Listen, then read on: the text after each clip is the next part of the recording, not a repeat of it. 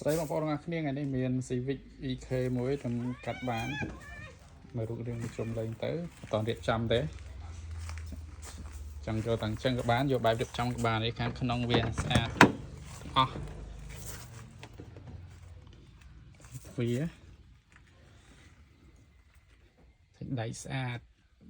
សំណុំក្នុងបាក់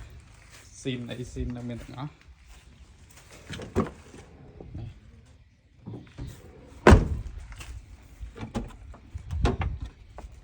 លុបវាតាប់ឡូបាត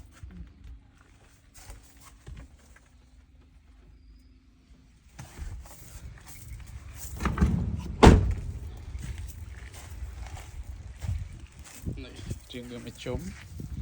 អត់តរៀបចំឲ្យដល់ដាក់ដានមុខមួយរៀបភ្លើងមុខឲ្យថ្មីមកបាញ់ថ្នាំលេងដាក់ spoiler តម្លាក់មកចេញរឿងអែម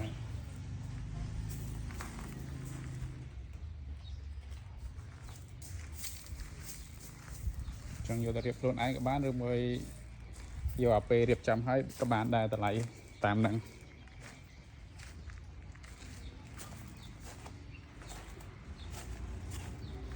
នេះក៏លក់ត្រូវលើទាំងអស់នេះក៏លក់